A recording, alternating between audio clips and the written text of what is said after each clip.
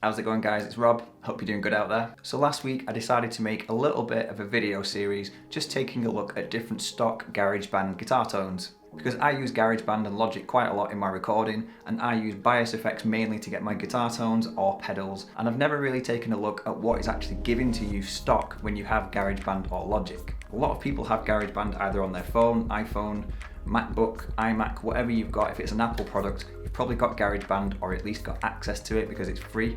So how good can free guitar sounds sound? So that's what I want to take a look at, and in last week's video I tried to get a cool classic rock sound, an AC/DC style vibe, and I was pleasantly surprised. Some of them are pretty good, considering that they're just there, you don't have to do anything, you don't have to buy anything, obviously once you've got GarageBand. Some of the sounds are pretty good when you can kind of combine them and edit them and all that sort of stuff. I was really impressed. So in today's video I'm going to take a look at the clean tones, and the clean tone that I've got in my mind is a cool John Mayer, Jimi Hendrix style clean tone, you know what I'm talking about.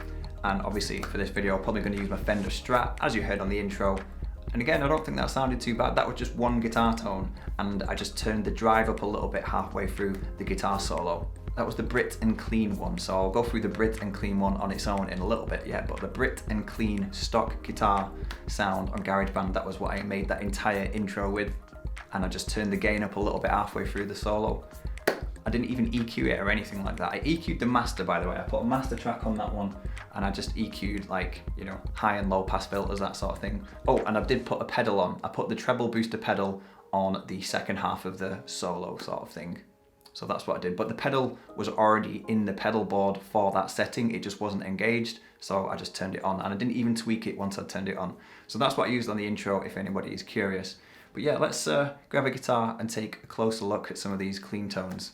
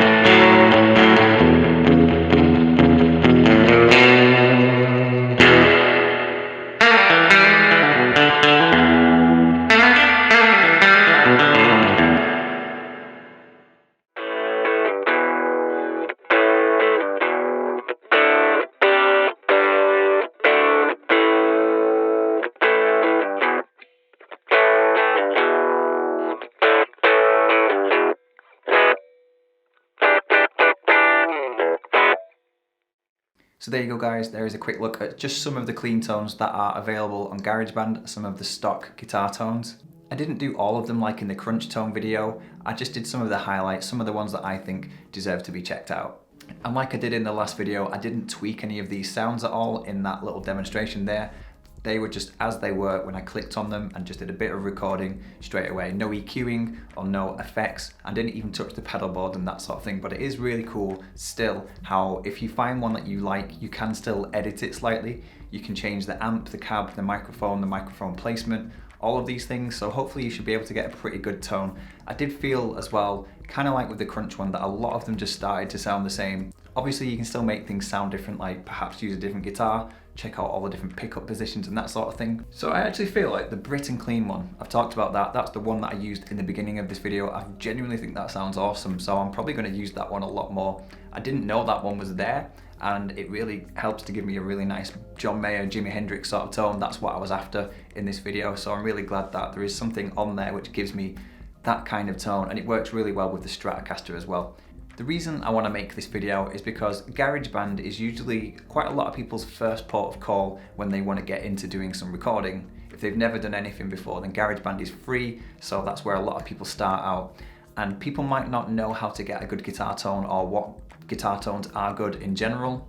And a lot of these plugins, like I talked about in the last video, like I said, I use bias effects, and there's loads of other ones as well. They cost money. Some of them might be quite expensive as well, and people might not have that money to spend on things. So it was worth taking a look at some of the sounds that you can get for free just with GarageBand. Obviously, once you've spent the money on an Apple product to get GarageBand in the first place. So anyway, I'm going to leave this video there. I just want to say thanks for watching. If you like the video, please hit the like button. Also hit the subscribe button as well. Leave me a comment, let me know what you think, and hopefully I'll see you in my next video.